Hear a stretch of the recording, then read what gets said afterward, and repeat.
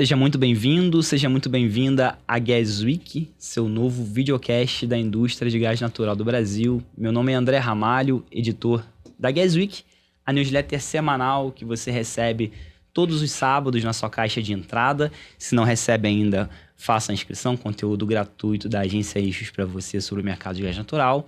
Pois bem, a Gas Week agora se consolida ainda mais como uma plataforma multimídia de conteúdo da indústria de gás natural do Brasil. Nós somos uma newsletter semanal, somos um evento anual, o maior evento encontro da indústria de gás natural do Brasil, e somos agora também um videocast, um podcast sobre a indústria de gás natural do Brasil. E para começar os trabalhos, a gente vai falar hoje um bocado sobre o papel do gás na indústria, com a experiência de quem está lá na ponta comprando esse gás, consumindo esse gás. Eu recebo hoje aqui comigo no estúdio Vinícius Oliveira, que é gerente de corporativo de operação e comercialização de gás da CSN, a Companhia Siderúrgica Nacional. Muito bem-vindo, Vinícius. Obrigado, André. Agradeço o espaço aí da Eixos, né, nesse novo projeto. É uma honra estar aqui, né? E esse espaço que vocês estão cedendo aqui para o consumidor, acho que é crucial para esse desenvolvimento do mercado. Obrigado.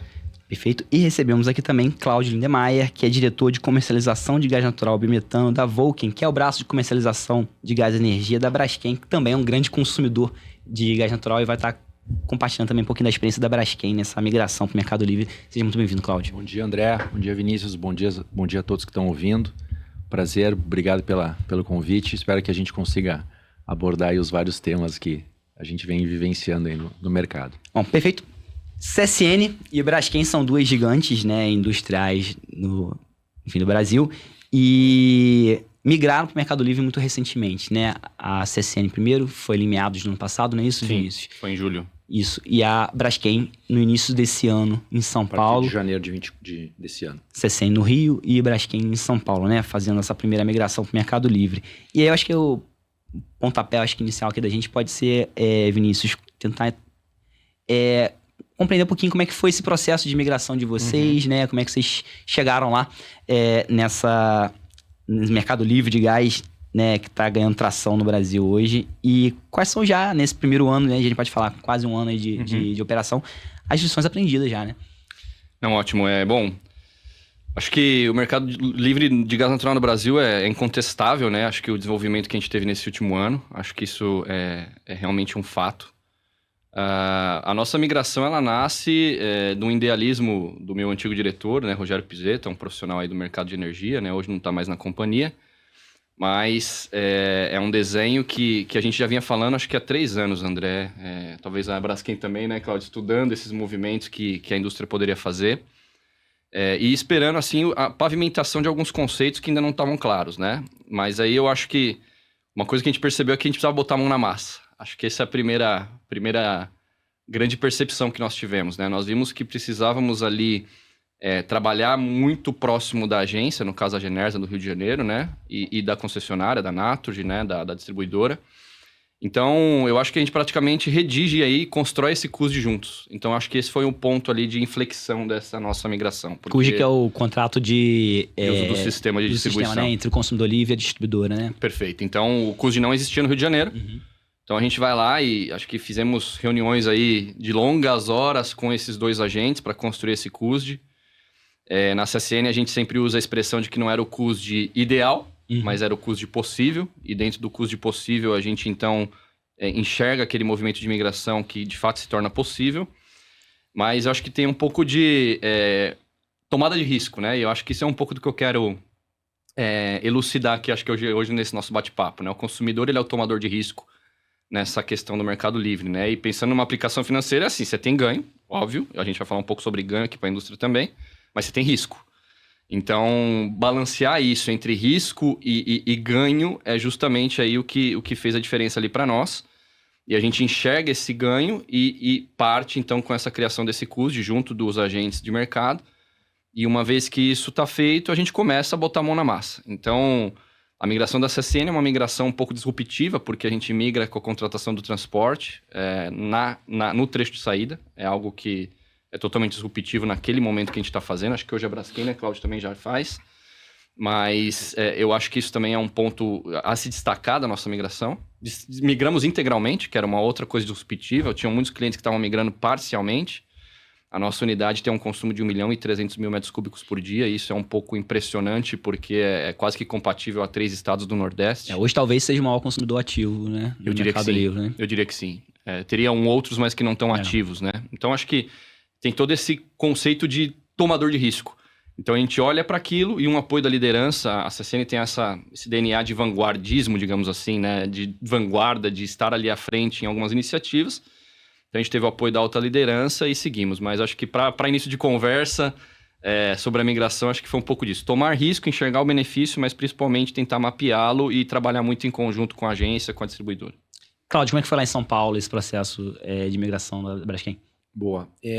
Acho que muita coisa se compara, né, ao que foi falado aqui. Quer dizer, esse processo ele começa lá em 22, né, dentro de uma visão estratégica, né, tem toda a criação da Vulcan como uma empresa, um braço de comercialização, né, da Braskem, o entendimento do mercado, porque no passado a gente já teve vários desses momentos assim, será que agora vai? Sim. Será que agora é o momento? Né? Então a gente começou esse processo, essa análise, né, olhando legislação, regulação, estudando, estruturando equipe, estruturando sistemas, toda essa questão, né, do entendimento dessa nova operação. Para nós, desde o início só fazia sentido, e aí é uma opinião, né, que a gente acaba compartilhando aqui, que não é unânime no mercado, mas assim, para a gente só faz sentido a migração efetiva para o Mercado Livre quando você contrata o transporte, é ali que você efetivamente consegue ter os ganhos, né, conseguir fazer as alocações contratuais e conseguir as oportunidades, a gente pode explorar isso um pouco depois. E aí, lá atrás, né, quando a gente começou a estudar e ainda era tudo muito incipiente, a gente tinha uma questão, né, de risco, né, efetivamente como foi tocado aqui. Grandes consumidores, Braskem também, né, com consumos muito representativos, um perfil errático, né, que é bastante característico também, variações bastante importantes dentro do próprio dia. E como é que encaixa esse perfil, né, esse consumidor dentro das regras, né, dentro dos contratos existentes, dentro dos custos que estavam ainda em elaboração muitas vezes, né? E aí a gente começou, ainda tem muito risco. E aí esse processo ele foi amadurecendo, ele foi muito bom, assim, que foi comentado assim, vamos comprar parte do risco, né? A gente tem que efetivamente dar o próximo passo. A gente consome bastante gás natural no Brasil, ao todo são quase 2,5 milhões de metros cúbicos dia, é muito gás, né? E aí, então, qual é a melhor forma de fazer esse movimento, né? Para a gente conseguir otimizar custo e etc. Então, a gente começou por São Paulo, né? A gente começou dentro de uma linha de começar pequeno, então a gente migrou a primeira planta em janeiro desse ano, uma planta menor, de 30 mil metros cúbicos dia, um consumo mais estável, muito numa linha de vamos aprender, vamos pilotar aqui esses primeiros meses, sentimos confiança, dominamos, entre aspas, a cadeia do transporte, nos sentimos seguros de dar o próximo passo. Em abril a gente então fez um movimento mais relevante, né, que foi daí todo o complexo ali do cracker, e aí são volumes mais expressivos. E assim, estamos muito entusiasmados, muito contentes aí com o que a gente viu, com as oportunidades que estão surgindo. E eu acho que é um caminho sem volta, né? A gente tem aí, depois a gente pode falar um pouco dos próximos passos, mas a gente está bastante feliz, né?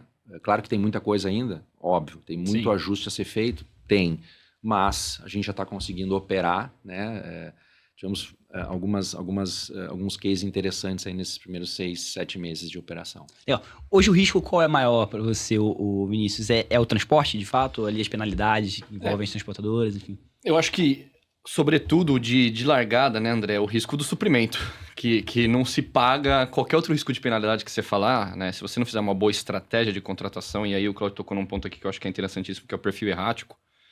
A nossa usina CSN ali, também tem um perfil errático. Total. Então, se a gente falar assim, nós estamos num único ponto, esse 1.300.000, a gente tem outras 2 plantas, a gente vai falar também sobre nos próximos passos aqui, acho que na discussão.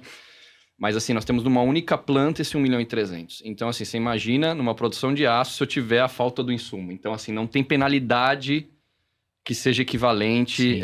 Aqui eu acho que o primeiro risco que a gente tem que olhar é tem o suprimento e garantir o suprimento. E a partir do momento que você vai para o Mercado Livre, você tem um risco de não garantir o suprimento. Isso é real e aí a gente fala de gás para empregar, né? Eu já usei essa expressão numa audiência pública e vou usá-la aqui de novo. Na CSN o gás para empregar aconteceu, porque minha área nasceu por conta do gás, a área não existia, né? Eu acho que um pouco diferente até da Braskem, que já tinha uma estrutura de mesa de energia, e no nosso caso também já tínhamos, mas não tínhamos nada para o gás. O gás ele era meio tocado numa esfera transacional para nós, não era tocado como um insumo estratégico. Então, o gás para empregar aconteceu na CSN, porque hoje eu tenho uma equipe ali com algumas pessoas que a gente faz toda essa gestão. Desculpa, é legal você botar esse ponto, porque a Braskem, ela vai com uma comercializadora própria, né, que vai fazer a gestão desse portfólio da Braskem, mas eventualmente até olhar para uma possibilidade de comercializar para terceiros, não é isso? E a CSN, ela monta uma mesa de trade, né, interna, Exato, é isso? Exato. Então, a gente monta essa equipe, olhando acho que para pilares, né, regulatório, operação, comercial, inteligência de mercado, aí tentando pegar esses 3 pilares. E essa estrutura, então, acho que o primeiro risco é esse, o suprimento, né, ter o suprimento. E no nosso caso, a gente optou por ser um portfólio grande, né, de consumo, por uma diversificação. Então, nós largamos ali com 3 supridores. Hoje temos 4 firmes, mas já fizemos negócio com todos os players ativos do mercado, praticamente. Acho que 1 ou 2 dos supridores que poderiam ofertar algum gás, que a gente nunca fez nenhuma transação. Mas o grande ponto interessante aqui é esse, primeiro. Acho que depois a penalidade, sim, aí a gente vai cair um pouco no trecho do transporte, né? Pensando em midstream ali, todo esse contrato de penalidade. Acho que a gente vai falar aqui um pouco sobre a harmonização regulatória, mas assim, a grande dificuldade é isso, né? Você interpretar um contrato que não é friendly, não é amistoso. Você tem contratos que é um calhamaço de papel ali, e o que a gente percebeu é isso muito de a gente estar ali na prática. Por isso que eu usei a expressão botar a mão na massa, né? Porque eu não sei se é o mesmo entendimento do Cláudio, da Braskem, mas você estar operando é extremamente importante. E aí você tem que tomar o risco, que foi o que a gente já falou aqui algumas vezes, porque vão ter coisas que você não vai aprender através do contrato e da cláusula X, Y ou Z. Você vai aprender na operação, você vai enxergar oportunidades, você vai ver como o mercado de fato transaciona, como o mercado acontece, não tem liquidez, mas espera aí, tem algum movimento aqui que dá para você aproveitar a oportunidade. Então, no nosso caso, acho que dá para elencar assim, né? Primeiro, risco de suprimento e garantir a estratégia pensando que não tem nenhum ganho de gás que vá compensar uma perda de aço, de produção de aço. Depois, acho que você olhar para penalidades de transporte, essencialmente dizendo, até porque a distribuição ali ela tem um outro conceito, mas também das penalidades de distribuição. E no nosso caso, como é uma contratação de transporte de saída, a molécula ela simplifica um pouco, digamos assim. Simplifica porque você acaba contratando a molécula muito no que o mercado chama de QDP, né? Na programação, né? Então você acaba criando alguns conceitos aí dessas siglas, dessas sopas de letrinha que existem no mercado de gás, né? Exato. Então aí a gente começa a trabalhar um pouco nessa eficiência. Mas assim, o transporte de fato é um grande inibidor. Acho que dá pra gente ter uma boa conversa sobre isso aqui. Entendi. Cláudio, você estava falando do consumo errático da Braskem. Hoje, como é que vocês geriram isso, né? Vocês têm uma parcela de volume que é contratada firme e outra vocês vão pro spot? Como é que é a Perfeito. Eu acho que vem um pouco dessa questão aí do risco. Analisar risco e ver como traduzir isso em oportunidades, né? Então, assim, a nossa estratégia, ela também foi de garantir que a gente tivesse o conhecimento e a operação do transporte, né? Então, por exemplo, hoje a Volca, ela opera 24/7, sábado e domingo, faz programação, contrata a saída, e isso vale muito, tá? Isso vale muito os benefícios do Mercado Livre para você capturar eles efetivamente. É fundamental que seja o consumidor ou né, um agente intermediário que faça essa contratação, né? Você estando ali fixo e contratando, né, tudo junto no mesmo contrato, tem uma certa questão aí de perda de possibilidades e de rigidez. Hoje, como é que a gente opera, né? A gente tem basicamente uma contratação firme, que é uma contratação base, que seria o mínimo que a planta demanda e consome, né? E a gente usa as variações que a planta tem diariamente, né, para buscar oportunidades no mercado spot. Claro que tudo isso depende de apetite a risco, né? Você pode ser mais, né, aceitar mais risco ou menos risco. Dia pelo outro aí, né? Um dia você pode conseguir um preço bacana, outro nem tanto. Então, assim, e isso é de empresa para empresa, né? Eu acho que o ponto aqui entender o mercado, né? Como foi comentado aqui pelo Vinícius, você tá no dia a dia vivenciando isso, te dá um pouco mais de margem de conhecimento, de informação para ser talvez um pouco mais agressivo ou menos agressivo, né? Então hoje, e aí acho que é um ponto importante assim, de tocar aqui, que muito dessa percepção que nós tínhamos no início de risco, de como é que funciona, de como é que isso vai se dar, porque são volumes muito representativos, né? A gente está falando, pegando um exemplo aqui de São Paulo, que a gente pode sair de um patamar aí de 200, 250 e chegar em 750 fácil dentro do dia. Pô, como é que você consegue 500 mil metros cúbicos dentro do dia, né? Você tem que ter flexibilidade, você tem que ter diversificação de fornecedores, de players, é uma alocação ótima de portfólio. E aí, o que começou a acontecer, que foi uma coisa muito legal, assim, nos últimos meses, essas oportunidades começaram, existe uma comunicação muito, muito direta, né, entre Vulcain e Braskem no dia a dia em termos de operação. Então começaram a surgir algumas oportunidades no mercado de gás que foram internalizadas e foi possível mexer na própria matriz de operação da planta, né? Então aquilo que num primeiro momento era uma visão de risco, de tentar garantir, né, a questão de mitigação de risco e custo, no final, aqui ó, tem um gás a tanto, faz sentido consumir mais? Faz sentido. Desloca a matriz, né? Aciona uma outra linha que estava parada e tal. Então, essa dinâmica a gente só conseguiu, né, estando no Mercado Livre e tendo essa contratação do transporte. Então, é quase que uma via de mão dupla, assim, a planta demandando, mas ela também pode, tem uma oportunidade aqui, faz sentido? Vale a pena consumir mais com esse valor, com essa oportunidade? Vale. Então, isso está acontecendo. Né? E pelo estado que você estava falando, se substituíram o quê? Foi biomar, carvão? Na verdade, o complexo petroquímico usa uma série de combustíveis residuais, né? Então, assim, você muitas vezes pode realocar, deixar de consumir parte do combustível e alocar para uma linha de produção e utilizar o gás como complemento, né?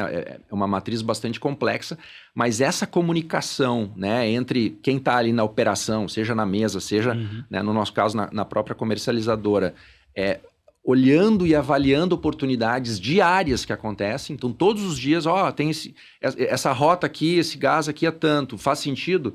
Você joga, né, internaliza isso para o processo industrial, roda lá um modelo, faz sentido. Dentro do dia você já consegue fazer esses movimentos. Então, assim, são biocombustíveis ali, permitem essa flexibilidade. Exatamente. Né? Então, assim, o dinamismo ficou totalmente, né, dentro do dia, mudanças importantes, né? Legal. Vinícius, economia, vocês já têm hoje uma ideia, assim, nesse primeiro ano, de quanto vocês já conseguiram? Temos sim. Bom, esse é um dado público, né? A gente falou sobre a migração do gás. Primeira vez foi na nossa relação com investidores, acho que foi em 23, exato. Programando ali já de maneira mais concreta para que o movimento acontecesse em 24. De fato, aconteceu no dia 1º de julho, né? Então, a gente está alguns dias aí a completar esse aniversário de migração. E a gente, como tinha mostrado para os investidores qual era o plano, voltamos no ano seguinte, no ano de 24, já com uma visão ali de um semestre tendo acontecido, com a previsão de um ano do ganho, o ganho é de 15%. Então, a gente tem um ganho bastante expressivo na compra do insumo, né? Pensando em competitividade da indústria, no mercado predatório, que é isso que a gente vive na siderurgia hoje, com grande penetração de importação chinesa, é crucial. Então, aí acho que todas essas pautas que a gente fala de competitividade do gás é fundamental, porque a indústria, de maneira geral, né? Não só a siderúrgica, né? A gente está falando aqui com uma petroquímica também, assim, tem sofrido, né? A competitividade brasileira tem cada vez mais perdido frente ao mercado global, então isso é fundamental. E eu só queria destacar um ponto que o Cláudio falou, né? Eu costumo dizer lá para minha usina que, assim, o maior ativo que nós temos é a informação, e a informação vale alguns milhares de reais todo dia. Então, ter essa comunicação efetiva, né? Eu acho que isso, talvez, pelo que ele falou e olhando para também a nossa experiência, o que faz a grande diferença para um consumidor industrial ter sucesso, eu acho que é essa internalização do tema, né? Um grupo que abrace a ideia. Não é uma ideia da área de energia, não é uma ideia do gerente de energia, do diretor de gás, enfim, mas ter um grupo, né, multifuncional ali, principalmente a indústria, enxergando para isso também como um ativo precioso, como um insumo, como um ativo de informação precioso que vai trazer competitividade para a companhia como um todo, né? E eu acho que, pelo que ele falou da experiência da Braskem e pelo que a gente vê da nossa experiência, isso tem surtido efeito e sucesso justamente porque a gente tem conseguido ter essa comunicação muito ajustada. E isso que foi comentado pelo Cláudio, né? O mercado brasileiro, ele meio que navega assim, ele tem correlação com o mercado internacional, mas ele tem uma questão doméstica, né? Que transcende o que está acontecendo no mercado internacional. A gente está vivendo aí algumas crises geopolíticas, né? Mas o mercado nacional, no fim do dia, ele é ali gás associado numa grande predominância e tem uma coisa que acontece no dia a dia, que o trading acaba se fortalecendo. E aí tudo bem, não tem a famigerada liquidez que a gente tanto fala ainda, mas já dá para criar alguma coisa com isso, né? Os reflexos do preço do Brent só se refletem eventualmente um pouco mais para frente, né? Justo. Tá. E vocês lá em São Paulo conseguiram já obter uma economia também? A gente assim, tem... claro, mês a mês depende o que a gente daqui a pouco está exposto ou não, mas a gente fala entre patamares entre 8% a 25%. Né? Então, assim, talvez estruturalmente, num contrato base, você está falando aí de 7%, 8%. E a depender da estratégia, né, de mercado de curto prazo, oportunidades que às vezes surgem, né, por N razões, a gente às vezes consegue chegar, né? A gente teve 2 meses de savings bastante representativos, bastante importantes. Legal. Isso é preço de molécula ou é o custo final mesmo do gás, considerando já o transporte? Custo final. No nosso caso também custo final. E sempre olhando para o cativo, né? Uma coisa que a gente faz assim, a gente reconstrói ali o preço do cativo olhando para os indexadores, né? Basicamente isso. E aí, Vinícius, a gente estava conversando aqui, né? O Claudio falou do perfil de consumo flexível ali da Braskem. Imagino que a CSN também está nesse caminho. Também tem atuado muito forte no mercado de spot.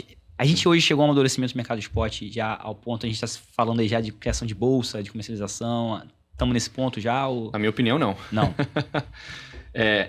Eu acho que a gente, né, Cláudio, faz parte aí de algumas associações juntos, né? E a gente vê assim... ótimo que estamos aqui, mas eu acho que Braskem e CSN, francamente dizendo, ainda são outliers aí nessa história do mercado de gás natural. E não à toa, talvez vocês nos chamaram. Sim. Porque a indústria, no geral, ainda não está nesse momento. Então, eu até brinco assim que eu acho que mais indústrias no mercado é muito bom, porque vai gerar essa famigerada liquidez que a gente já falou aqui. E assim, oferta, demanda, né? Todas essas transações eu acho que vai gerar um futuro de uma bolsa, enfim, de indicadores, de um hub brasileiro, como já se disse. Mas na minha opinião ainda não. Eu acho que assim, tem muito ainda do mercado de gás natural estar acontecendo e ter se desenvolvido por esforço, principalmente dos tomadores de risco. Não estou dizendo então que os produtores não têm parcela nenhuma nisso, não é isso que eu estou dizendo. Nem que as agências ou que, enfim, a ANP, seja lá quem for, a MME, que tenta... Eu acho que tem que se destacar o trabalho da MME, não sei se a gente vai falar sobre isso aqui, mas acho que também tem que se destacar o trabalho que o MME vem fazendo. Mas assim, na prática, eu acho que ainda não é um movimento estrutural, se é que vocês me entendem, sabe? Entendi. Há muito ainda do esforço da indústria fazendo os movimentos e tendo essa tomada de risco que a gente já falou aqui algumas vezes e botando a mão na massa para a coisa acontecer. Mas você não tem ainda um movimento estrutural, de redução de custo de escoamento e processamento que tanto nós falamos. Nós não temos ainda uma harmonização e tornar os contratos de transporte mais amistosos para que essa operação de curto prazo se dê. Uma coisa na prática, assim, só para elucidar e dar um exemplo. Quando a gente olha por curto prazo, geralmente você vai estar lidando com um multiplicador de transporte.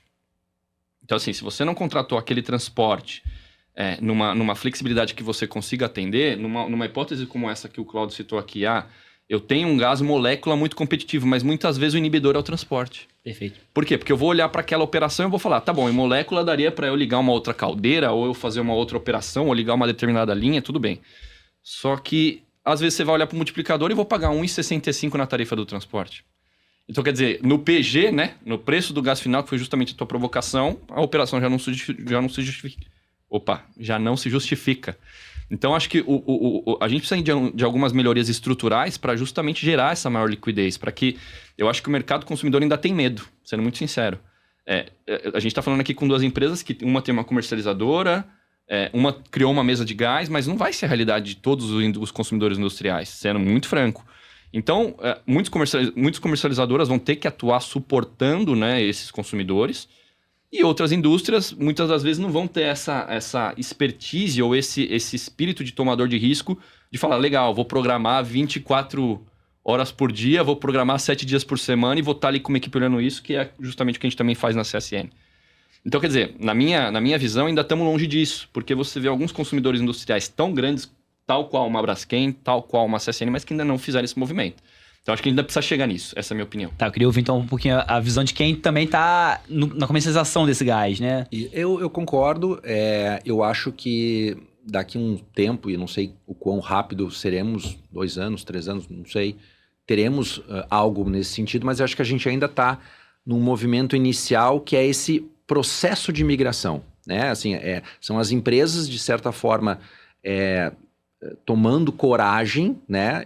E fazendo esse movimento, então assim, para que o Mercado Livre seja mais robusto e tenha mais liquidez. A gente tem alguns estados, né, que estão na frente, né, alguns aí já chegando a 50% do mercado, sim, mas a gente tem estados que estão, né, nem começaram ainda esse processo, né? É verdade. A gente que está olhando o Brasil inteiro, você tem, e aí, né, já entrando um pouquinho na questão da harmonização regulatória, mas não vamos tocar muito aqui, mas assim, a gente tem ainda muita discrepância, muita diferença. Uhum. E para que tenha realmente uma bolsa ou algum lugar que, né, uma CCE da vida, como a gente tem energia, a gente tem ainda muito caminho pela frente, uhum, né? Então, assim, acho que a gente ainda está num primeiro momento de tentar, né, de fazer esse movimento de migração. Esses movimentos, eles são diferentes estado a estado, é uma dificuldade muito grande a gente concatenar esses agentes e esses calendários todos, né? Então, só para dar um exemplo, assim, tem estados que a gente avisa com 3 meses de antecedência, tem estados que a gente avisa com 6 meses, tem estado que tem uma regra X, tem uma estado que tem uma regra Y. Aí, para você denunciar o contrato, né, pelo menos assim, a gente já tem que estar com o contrato de molécula já, só que eu tenho que negociar isso com 7 meses de antecedência. Aí, como o Vinícius comentou, se você não entra no mês de janeiro, claro que existem algumas flexibilidades, né, de algumas transportadoras, mas talvez você pode estar sujeito a uma contratação de um produto, né, que não é numa visão anual, você entra no meio do ano, e aí talvez você tenha um fator de multiplicação, ou talvez né, a gente tem casos que você nem tem o produto oferecido lá no portal.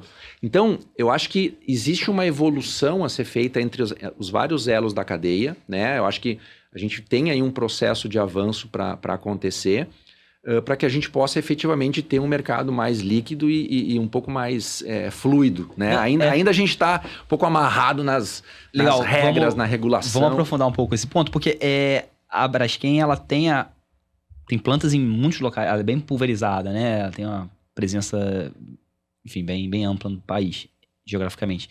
Começou por São Paulo, né? Por que foi São Paulo em relação a outros estados, né? Eu queria entender, justamente, você já começou a citar alguns pontos ali de casamento, por exemplo, de calendário de imigração, né? Mas queria entender um pouquinho, Cláudio, assim, próximos passos da Braskem em termos de imigração, por que começou São Paulo, né? E hoje, regulação estadual, qual o peso da falta de uma harmonização, enfim, das regulações estaduais hoje como um elemento eventualmente inibidor do pleno desenvolvimento do Mercado Livre? Sim, ele é importante, tá? Depende, de novo, do apetite de risco, não são os custos ideais, mas é o que tem, né? Por que começou por São Paulo? Porque naquele momento foi o estado onde a gente identificou que tinha maior oferta, né, de players em termos de molécula, você está num ponto de certa forma, de transporte que tem disponibilidade, que tem acesso, né, às contratações de saída, e você, naquele momento, tinha um CUSD que não era o ideal, mas que fazia sentido a gente dar o próximo passo. Tá? Então, começou por ali. Agora, né, 1º de julho ou 1º de agosto, aí a gente está ainda, né, um pouco dependendo aí de uma autorização. A gente tem a migração do polo do Rio Grande do Sul, em Triunfo, que é um ponto importante, é um ponto onde na saída não tem capacidade, nós tivemos que assinar 14 contratos para fazer o processo de imigração, já começamos há 8 meses atrás, então assim, é um pouco disso que a gente está falando, né? Aí nós estamos falando do Rio de Janeiro, que a gente tem ali a questão regulatória que, né, a gente acredita que o limite é 10 mil, tem a questão, né, dos 100 mil da distribuidora, e a gente hoje, né, a Braskem, ela consome aí dentro desse patamar, e aí a gente está um pouco amarrado. Então, assim, depende de cada... né, aí agora, assim, como, olhando, a Braskem, ela atua em 5 estados e a Vulcan olha o Brasil inteiro. A gente tem uma planilha, né, o time montou uma planilha, assim, dos vários estados. Cada regra cada estado tem a sua regra. 14, eu tô aqui pensando em 14 contratos, é o que é? Eu tô aqui ainda em choque. É isso, porque o que acontece, né? Esse transporte é mais porque nesse caso, né, lá no ponto lá onde a gente está conectado, é o fim da linha, né? É o fim do gasbol. E lá não tem capacidade disponível, né? Então a gente está tendo que fazer todo um processo de cessão de capacidade junto com os players que detêm essa capacidade, né? Tem toda a questão de custo, tem toda a questão de molécula. Então, assim, no todo é um pacotão, tá? E são vários agentes envolvidos. Talvez esse é um pouco aqui de uma mensagem, né? Dessa coordenação, né? Acho que todo mundo tem que... Não, assim, está acontecendo de uma forma muito positiva, mas precisa ter uma coordenação entre vários distribuidoras, transportadoras, né? Players, consumidores e etc. Então, voltando aqui, então a gente tem aí uma previsão, né? São Paulo, a gente fez o processo, Rio Grande do Sul agora é o próximo, tá para ser aí anunciado, depois final do ano tem a Bahia, que é um complexo importante, são 900 mil metros cúbicos, né? E depois aí a gente tem a questão do Rio, que a gente está acompanhando aí os desdobramentos, e depois tem Alagoas. Então, assim... A questão da regulação estadual, sim, ela é importante, né? Ela é importante, não que ela seja uma inibidora de dizer assim, não vamos migrar por causa disso, mas ela, de uma certa forma, é parte do processo. Então, você concatenar esses movimentos todos é um desafio, né? Cada estado, muitas vezes, tem uma regra diferente. E se, sei lá, quer retornar para o cativo, é regra diferente. Qual é o volume mínimo? É diferente. Qual é a CUSD, né? Aí eu acho que é um ponto importante. O contrato tem alguns estados talvez um pouco mais pró-mercado, então você vê um custo construído mais flexível, né? Um pouco mais pró-mercado. Você tem estados que o custo ele é super amarrado, tem um monte de penalidade envolvido. Então, assim, todas essas questões elas têm que ser colocadas na mesa para você ver se é viável ou não. Te aproveitar a oportunidade, você citou Bahia, né? Bahia está num caso bem inovador agora, né? A Bahia Gás tem planejado o lançamento da plataforma de comercialização de curto prazo deles, né? Tem um debate posto aí, né? Suas múltiplas interpretações ali. Na visão da Braskem como consumidora, é bem-vinda essa iniciativa ou ela pode, de fato, ser um inibidor do mercado livre? Não, eu acho que todas as iniciativas que sejam pró-liquidez, pró-mercado, fazem sentido, né? Redução de claro, desde que sejam respeitadas ali as questões legislativas, né? Separação de atividades. Separação de atividades, que é um pouco do pilar ali da lei do gás, mas tudo que for feito para que gere liquidez, gere nova oferta, redução de penalidades, é tudo que, né, a empresa, a indústria precisa, né? A gente tem uma busca muito forte por competitividade, é isso que a gente está buscando, né? E Vinícius, fala um pouquinho da gente, os próximos passos de migração aí também da CSN, que vocês têm planejado, e de fato, o Claudio mencionou, o Rio tem uma questão, né, só para situar quem não está a par, né, a regulação estadual, ela prevê como piso ali para migração industrial que tenha 10 mil metros por dia de consumo, mas no contrato de concessão há uma referência a 100 mil, então a distribuidora e o regulador ficam ali, né, com suas visões conflitantes, né, sobre... Olha, André, esse ponto é ótimo, né, dá pra gente, talvez a gente ficasse aqui 1 hora discutindo só ele, mas assim, deixa eu falar primeiro sobre os próximos passos e eu vou voltar nele, tá? Acho que próximos passos, a gente já concretizou um agora, dia 1º de junho, que é a migração de Araucária. Então, a CSN em siderurgia, ela tem 3 plantas, né? Então, ela tem a planta de Volta Redonda, onde a gente tem um consumo de 1.300.000. A gente tem uma planta em Araucária, que é basicamente um centro de serviços, né? São itens ali que a gente faz, né? A pintura, enfim, a gente entrega muito para automobilístico. E essa planta, ela é uma planta de um consumo de 35, 40 mil metros cúbicos por dia. Então, nós fizemos a migração dela no dia 1º de junho. E lidando justamente com todos esses desafios aqui que foram citados pelo Cláudio, né? Então, até para pegar um pouco de gancho antes de voltar no tópico aqui de próximos passos, né? Essa interpretação das regulações estaduais, ela é um desafio extremamente complicado para o consumidor. No ponto de vista de quê? Eu brinco com o meu time que a gente tem que dar umas marretadas, sabe? A gente sabe aquele brinquedinho de criança que você vai no buffet da criança e sobe aquele bichinho e você dá uma marretada nele? Às vezes eu me sinto um pouco assim, porque você tem que estar ali num bom duelo, um bom conflito, mas assim, para tentar pavimentar um cenário onde o mercado de fato se desenvolva. E a gente tá falando CSN e Braskem, 2 empresas que têm essa capacidade e expertise para para, enfim, analisar tudo isso, né? Perfeito. Tem indústria menor que não, né, que não vai tem ter essa todo esse condição. recurso, Então, né? aquele efeito manada, né, que eu acho que é uma coisa importante para que o mercado chegue nesse nível de maturidade, como a gente citava no último ponto, ele acaba sendo um pouco prejudicado, porque assim, não vão ser todos os players, a gente vai voltar de novo nesse comentário, que vão ter essa capacidade. Mas assim, só voltando, a gente migrou em Araucária, né? Foi um próximo passo que a gente já tinha desenhado lá na migração do Rio de Janeiro e a gente conseguiu concretizar, mas assim, um percurso de 8, 9 meses, como foi citado aqui pelo Cláudio. Escreve CUSD, depois avalia, cláusula a cláusula, depois entende com a transportadora, que já era uma outra transportadora, nós também estamos lá no sul, então a gente está falando de Gasbol, a gente está falando de TBG, entende todas as nuances, e assim, aí a gente vai entrar aqui, não sei se vamos ter tempo para isso, mas a harmonização do transporte, né? O produto flexível anual da TBG não estava disponível até agora tá, mas assim, quer dizer, deveria estar, mas aí não tá, porque o processo foi barrado na ANP, e esse produto, que é um produto importante para que o mercado se desenvolva, não acontece. Então, assim, na prática, a gente teve ali que lidar com... Eu brinco muito com o meu time, a gente tem que lidar com as regras do jogo, né? Então, a gente tem que pegar a regra do jogo e trazer dela o melhor, a oportunidade. Eu gostei da frase do Cláudio, né? O risco, ele também é uma oportunidade, né? Então, a gente tem que enxergar por esse outro lado. Mas voltando, então, aos próximos passos, o próximo passo crucial é a planta de Porto Real, que está no estado do Rio de Janeiro. E Mas eu brinco... depende dessa pacificação. Não, né? e eu brinco, assim, que isso, sendo muito franco, é uma aberração regulatória, André e Cláudio, não sei qual...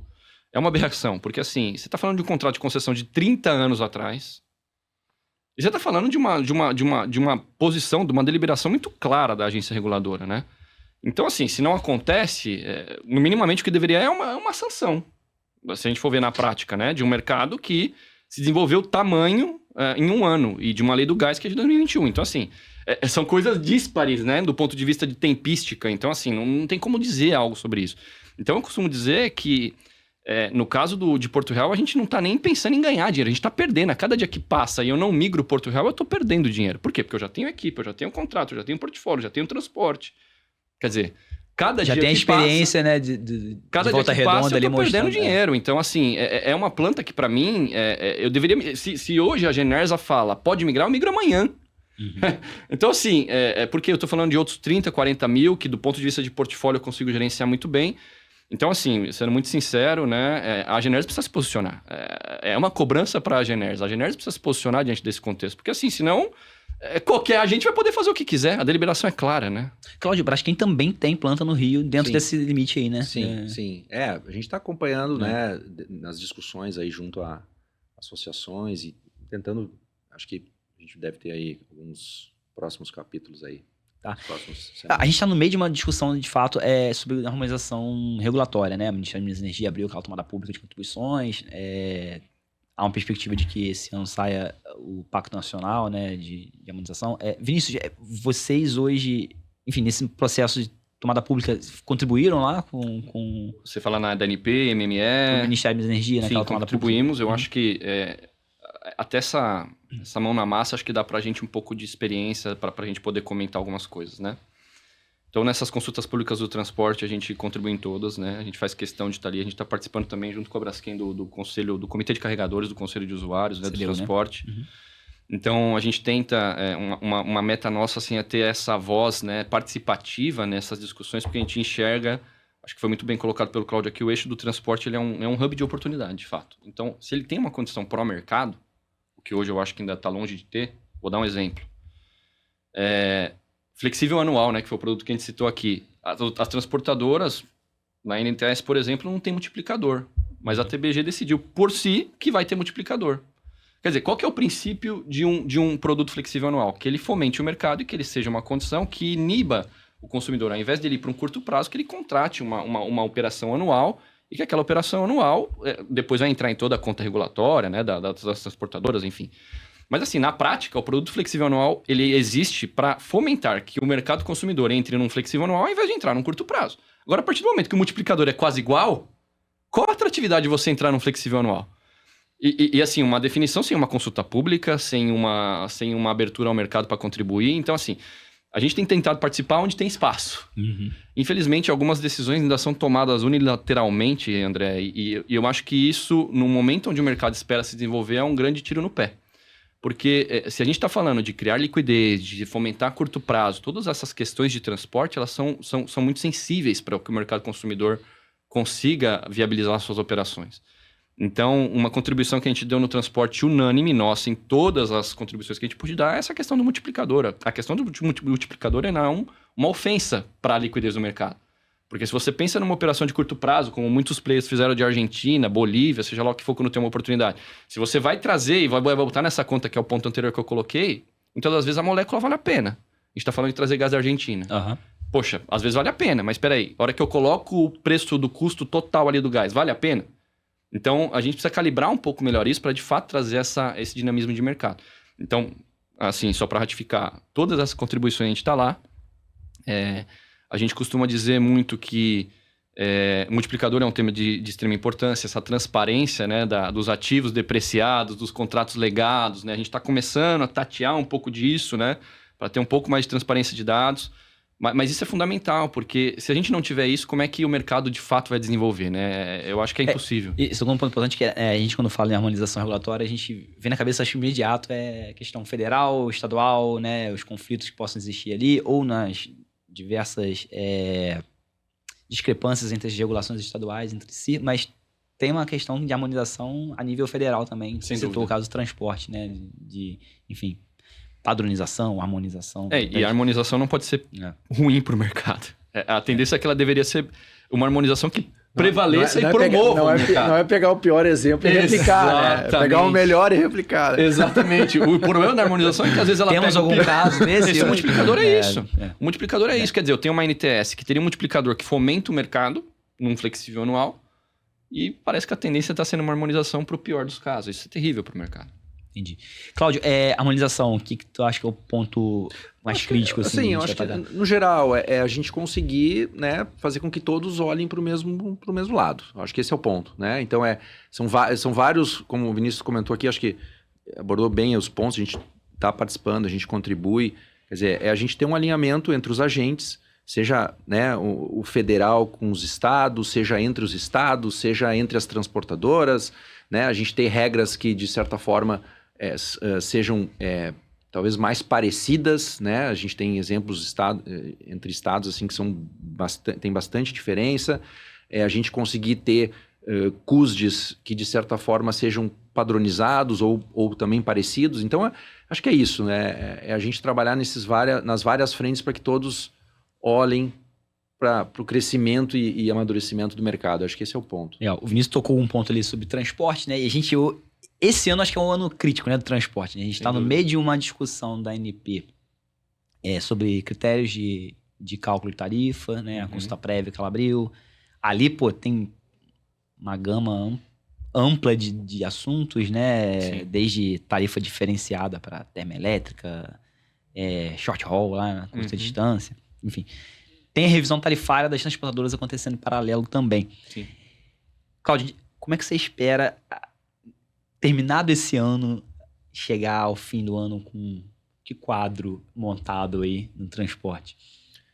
Vamos lá. Primeiro, assim, a gente apoia e está ansioso por esse processo, né? Eu acho que é um processo aí dentro da regulação e outra coisa também, para deixar muito claro, é que há que se respeitar contratos, né? Ninguém fala algo diferente disso e questão da previsibilidade. Tem a discussão da revisão do contrato legado ali, né? Previsibilidade regulatória, previsibilidade contratual é base, né?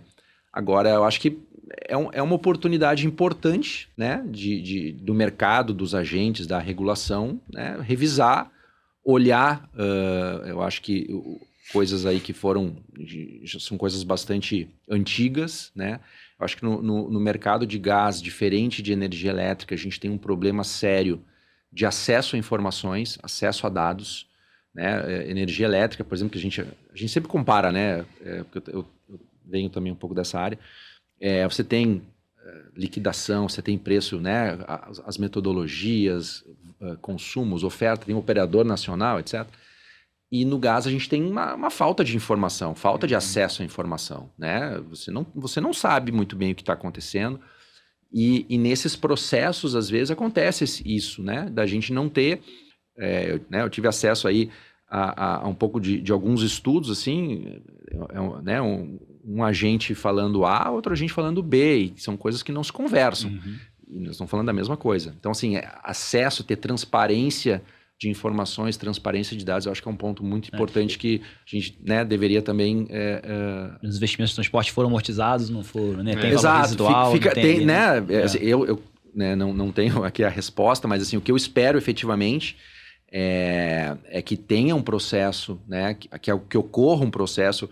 Eu sei que a gente tem toda a questão aí da ANP com a questão da agenda regulatória, né?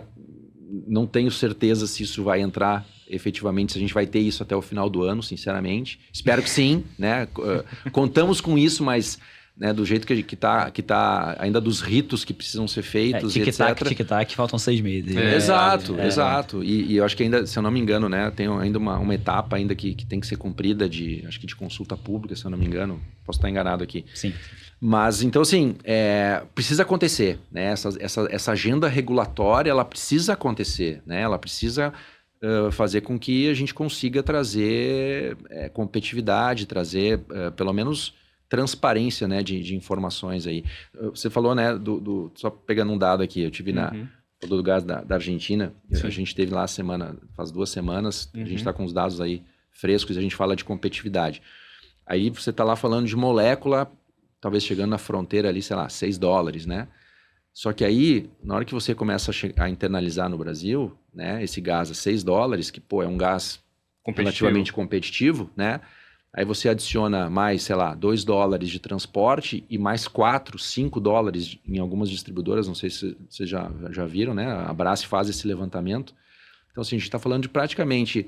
toda a parte é mais que o custo da molécula, né? É mais que o custo da molécula. Então, sabe, essa discussão ela precisa acontecer, ela precisa estar na mesa se a gente quiser falar de competitividade para o país, né? E nisso, onde é que a gente chega ao final do ano aí? Olha, a expectativa é muito parecida com a da Braskem, né? A gente tem essa ansiedade de transparência, assim. Eu queria destacar aqui, André, se me permite, um pouco do MMS. Eu acho que há um esforço genuíno na busca de mais luz nessas informações, eu não vou negar, é louvável, tá? Eu vejo que há um esforço genuíno. Por outro lado, você vê ainda uma ANP que tem dificuldades de atender a todas as demandas que estão com eles. É isso que a gente vê na prática, né? Então, no nosso cenário, assim, a nossa expectativa, né, é que a gente não espera que para o fim do ano exista assim, uma mudança... Eu falei sobre mudanças estruturais, né? Eu não espero que mude o mercado de uma maneira radical, onde tudo seja para o mercado. Mas acho que algumas coisas a gente já podia trabalhar, sabe? Que são mais simples, né? E que às vezes estão até na esfera de uma decisão, vou chamar comercial, tá? Mas talvez não seja tão bem isso, mas é uma coisa mais de discussão mais simples, como a do multiplicador que eu tanto citei aqui, e que a gente já podia trazer com isso um pouco mais de flexibilidade para o mercado consumidor. Então, assim, o que eu espero para o fim do ano é que a gente consiga olhar para esses detalhes, que às vezes são vitórias mais simples, né? E que a gente já pode promover. Acho que tem uma falácia, né? Sendo muito sincero, no eixo do transporte, que é assim, poxa, o transporte é só 10% do custo. Por que vocês estão insistindo tanto em transporte? Mas pera um pouquinho. Se fosse assim... então, quer dizer, a gente tem que olhar para todo o custo, porque, como a gente acho que citou muitas vezes aqui, acabou de o Cláudio trazer uma estatística... Às vezes uma operação vai deixar de ser feita de uma pauta que é extremamente importante, que é a integração gasífera regional, por conta do transporte. Então, quer dizer, e por conta de uma distribuição, né, que tem tanta disparidade nas regiões que a gente está trabalhando. Então, na verdade é uma estratégia que o transporte, mas acho que todos os agentes se valem, né? Exato. O distribuidor também fala que então, 15%, assim, 10%. é uma falácia, a molécula, né? Fala que... Exato. O comercializador fala que a gente tem gás competitivo, mas com transporte e distribuição fica inviável. Então acho que existe uma falácia, assim, às vezes, na discussão de cada um dos agentes, que a gente tem que tomar um pouco de cuidado para a gente pensar, de fato, no desenvolvimento do mercado, né? E no fim do dia, o que precisa acontecer é um gás mais barato, mais justo, porque... Assim, vamos lá, se você compara o gás brasileiro com qualquer outro país, falando até dos nossos irmãos aqui que foram acabar de citar, quer dizer... É uma disparidade impressionante, né? Então, por isso que eu volto de novo no MME. Eu acho que, assim, você falar sobre escoamento e processamento é fundamental. Você falar sobre... E eu vejo esforços nesse sentido, por isso que, de novo, destaco o trabalho do time. Você falar sobre transporte nessas harmonizações contratuais que pode já fomentar o mercado, eu acho que é outro tema crucial. Você citou termoelétrica aqui, né? Existe aí um problema de base, assim, que talvez a gente vai entrar num colapso se a gente não fizer algo rápido, né? Porque você vê uma matriz energética que cada vez mais tem um lado bom dos renováveis, mas que cada vez mais também tem a necessidade da térmica entrar. Por outro lado, você tem o eixo do transporte, que é uma reclamação genuína, né? Você acaba entrando ali na base e aí você tem um problema de remuneração e de entendimento da tarifa e o mercado industrial vai acabar sendo penalizado. Então, quer dizer, a gente também tem térmica lá, então no fim do dia, a gente está tentando olhar de uma visão holística, tentando, com muita justiça, pensar não só no nosso lado, mas assim, pensar o que promove de fato o mercado. Eu acho que o mercado todo precisa ter essa visão. O que promove de fato o mercado? Não pensar só cada um ter lá, 10% só, não vamos fazer nada. Não dá. Eu queria explorar um pouquinho também a perspectiva de leilão do gás da União, é algo que o MME tem colocado em pauta, mas acho que um passo atrás que eu dou, e aí é uma pergunta que eu faço cada um dentro da sua particularidade na indústria, mas começando, Vinícius, pela CSN, qual é hoje o papel do gás, né, na siderurgia? Porque a CSN, ela vai para o Mercado Livre para compra de gás de um consumo já existente, né? Dos alto-fornos lá, imagino que já fazem consumo de gás. Mas existe um potencial também de você destravar uma demanda nova, enfim, em outros processos internos. E queria entender um pouquinho como é que está o gás situado hoje dentro da siderurgia, e depois o Cláudio faz esse mesmo, né, para a indústria petroquímica e gás química. Ótimo. Ótima pergunta, André. Eu acho que, de fato, a gente migra com o consumo já existencial, né? O consumo que eu tinha no mercado cativo é o consumo que eu tenho no mercado livre, né? Mas desde o dia 1 de migração, a gente estuda novos usos. A grande premissa que a gente adotou lá foi fazer os estudos, independente se o preço chega no break-even ou não. Vamos fazer os estudos, vamos ver onde a gente precisa chegar, fazer um pouco desses estudos que a Braskem também já fez aqui. E de entender o que destrava, né, caso o preço chegue a um determinado patamar, né? Foi um pouco desse exercício que a gente fez lá. E dá para dizer assim que no melhor dos mundos, tá? Claro que isso é muito conjuntural, depende de uma série de fenômenos, mas eu poderia ter uma outra CSN. Um dobro do consumo atual. Mas assim, claro, diversos projetos empilhados, com diferentes níveis de complexidade, com N variáveis que precisariam ser atingidas, tanto a nível de preço, de processabilidade do próprio gás, investimento e CAPEX intensivo que a gente teria que ter. Então, assim, depende de uma questão conjuntural. Mas dentro desses projetos existem alguns quick wins, né? Ou seja, poxa, se eu já tenho um determinado preço, isso daqui é mais fácil de fazer, e tem talvez um payback mais rápido, e tem um prazo de implementação mais rápido. E o que hoje é mais fácil fazer na cirurgia? Eu acho que assim, você falou sobre alto forno, né? A gente não tem uma injeção no alto forno, mas ela não é massiva, né? Tem outros concorrentes nossos que têm um pouco mais e sempre tem esse benchmark dentro da siderurgia brasileira, né? Dos projetos que são feitos. Hoje o nosso consumo principal está em fornos de laminação, né? Que a gente tem de laminação a quente. Mas a gente tem muitas oportunidades, por exemplo, de trocar carvão, de trocar coque. Só que assim, aí tem que ser a conjuntura, como eu citei, né? Os preços têm que... O que a gente nunca vai fazer, eu acho que o mercado não está maduro a esse ponto ainda, essa é uma opinião pessoal minha, não é nem a opinião da CSN, tá? Mas é uma opinião pessoal minha. Eu acho que o mercado, quando fala de descarbonização, ele não está maduro ainda para tomar uma decisão desse nível estratégico só pela descarbonização. Vai ter que ser o E, né? A descarbonização e também uma questão financeira aqui que pelo menos se justifique. A gente não está nesse momento ainda, quando a gente olha mesmo para o gás a 15% menor, como eu citei aqui, eu ainda não chego nesse trade-off de falar, poxa, posso trocar um coque numa injeção de alto forno. Qual é o número mágico hoje para a siderurgia do preço do gás chegar? Olha, isso que o MME tem falado de $8, eu acho que já é um preço muito competitivo que dá para a gente destravar muitos investimentos dentro da indústria. Essa é a minha opinião, assim. Investimentos do ponto de vista de... Talvez não vai ser uma ampliação de linha, mas vai ser uma troca de um combustível por outro. Entendi. Então, por isso que eu cito que se a gente de fato consegue chegar nesse $8 aí, que é um preço que tem sido dito no mercado, né? Eu acho que ele começa a desbloquear muita coisa já no mercado industrial, pensando em siderurgia. E, Cláudio, na gás química, petroquímica? Vamos lá. Bom, o gás ele é utilizado principalmente na parte térmica, né? Fornos e toda a parte térmica. Tem um uso dos líquidos, né? Então, a gente tem aí, principalmente a planta do Rio de Janeiro, que utiliza aí etano, propano, né? Então, como matéria-prima, na verdade. A gente, olhando no passado, a Braskem, ela já consumiu, sei lá, 3 milhões de metros cúbicos, né? E ano a ano, em função do cenário de preços, do cenário de competitividade do gás, esse processo ele vem, né?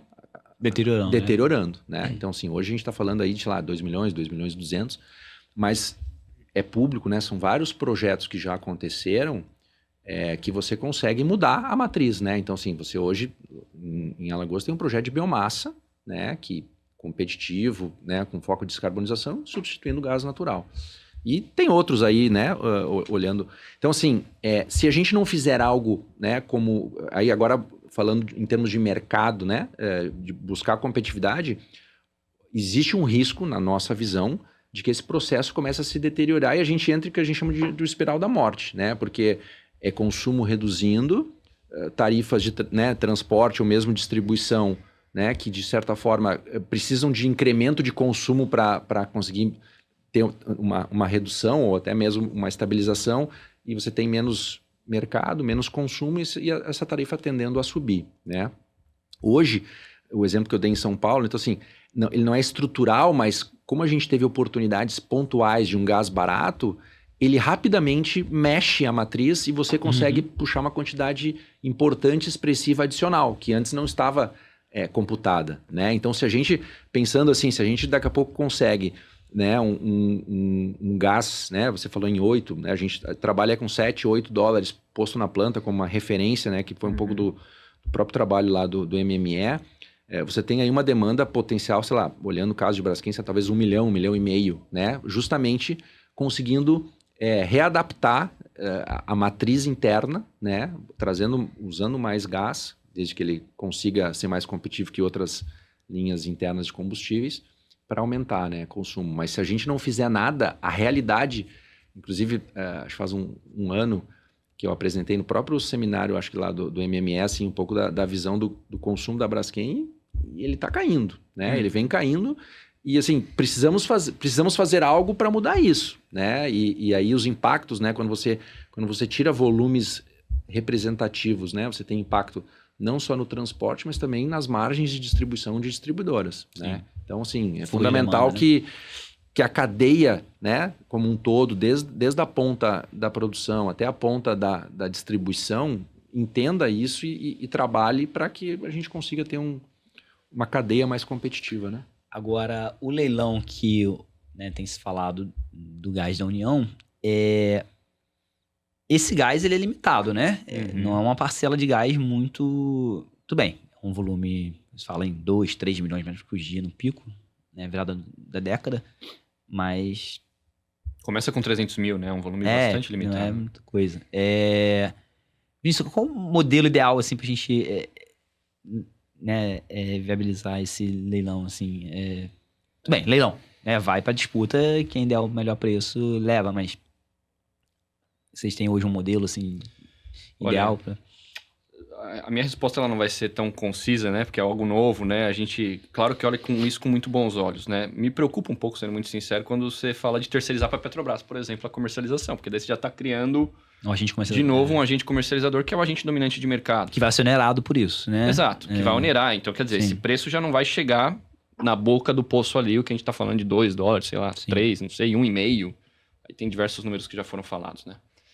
Mas o que eu acho que aqui a questão a ideia é ótima, né? Eu acho que, assim, temos realmente que ter esse movimento. Precisamos pensar no mecanismo, né? O consumidor, se for um consumidor que, de repente, ganha esse leilão, ele vai buscar lá na boca do poço, né? Passando por todo o elo do transporte. Eu acho que, assim, as regras não estão claras, né, André? Então, é até um pouco incipiente a gente discutir. Mas, assim, a ideia eu acho que é fundamental. Eu acho que isso tem que acontecer de fato. É a oferta, né? Esse choque de oferta que tanto se fala, né? E aí, só pegando um gancho nisso, eu acho que são iniciativas estruturantes desse tipo que podem fazer o gás chegar de fato mais barato para o consumidor. E isso é fundamental porque a gente entra naquele dilema do ovo da galinha, né? O que vem primeiro, né? E uma coisa que para mim está muito clara, eu não sei se para todos os agentes do mercado tá, enquanto o gás não for mais competitivo, não haverá mais demanda. Que é isso que o Claudio falou. Pelo contrário, né? Risco de reduzir. Então, assim, o dilema do ovo da galinha, para mim, ele nem existe nesse sentido. Quer dizer, tá muito claro qual é a ordem dos fatores aqui. Se não houver o gás mais competitivo, a demanda pode, inclusive, encolher. Acho que o Adriano, né, teve aí na Fiesp, né, o Adriano da Abraço, do qual nós somos também associados, né? E ele citou isso, eu não lembro bem ao certo a estatística, mas assim, bom, que estamos num platô de consumo, isso é evidente, né? Não tem nenhuma dúvida. Mas mesmo num cenário de mercado livre, eu acho que ele citou isso, se eu estiver errado na informação, me perdoem, mas...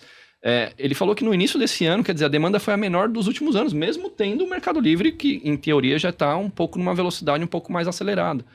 Então, quer dizer, quando você olha para a indústria no fim do dia, o que você vê é um encolhimento de maneira geral. Então, a ideia do leilão do Gás da União, acho que é ótima ideia. Precisamos entender um pouco melhor e jogar um pouco mais de clareza nas regras dos mecanismos de como vai acontecer.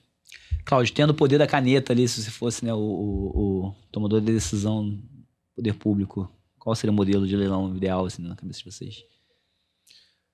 André, não sou especialista aqui, mas assim, acho que como conceito, né, que ele que tenham regras claras, né, que tenham aí, seja aberto para todo mundo poder participar, né, tem uma discussão hoje se seria orientado ali, por exemplo, um projeto piloto em Uberaba, assim, né? Temos interesse, né, eu acho que todos que buscam aí um gás competitivo têm interesse, e que, assim, que tenha, né, previsibilidade e regras claras para que, né, os agentes possam, se fizer sentido, né, participar e tá atuando ali. Acho que é isso.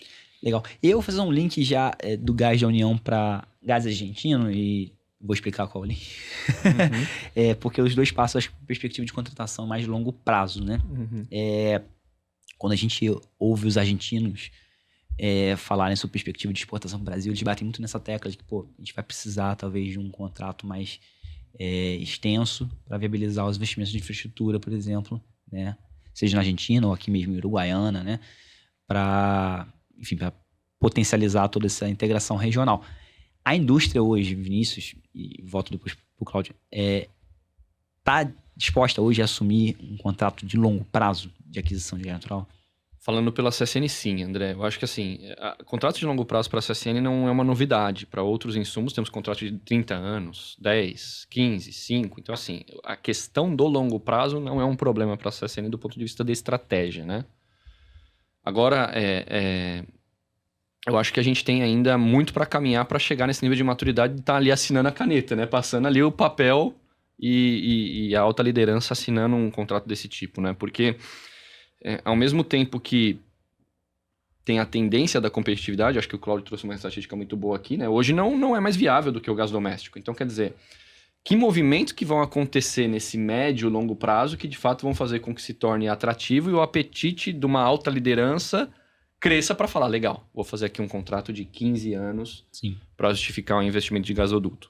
Na estratégia da CSN, né, o que eu acho que vai acabar acontecendo, é uma opinião minha, esse mercado vai ter que ser testado em produtos estacionais, né, como o mercado argentino tem dito, de testa ali, acho que precisa ter essa segurança, né? Eu acho que isso foi um pouco do que aconteceu no Mercado Livre conosco também no Rio de Janeiro. Apesar de a gente estar há 1 ano na operação e as coisas terem se acelerado, mas não foi no primeiro mês que a gente estava fazendo tudo que eu estou fazendo hoje. Claro.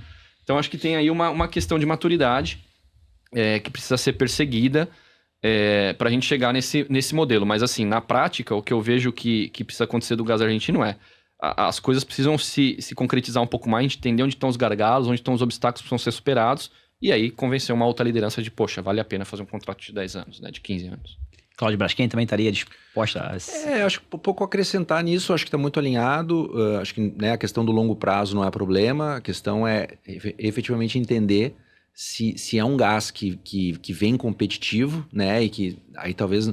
O que eu imagino, né? Dado um cenário, né, de que os riscos estejam equacionados, né? Porque dependendo da rota, você tem questões de riscos geopolíticos importantes ali, né? Riscos de tarifas aí, né, pedágios aí importantes. Mas, assim, dado um cenário de que sim, ele chegaria competitivo, eu imagino que, né, as indústrias que são aí grandes consumidores e que demandariam esse gás...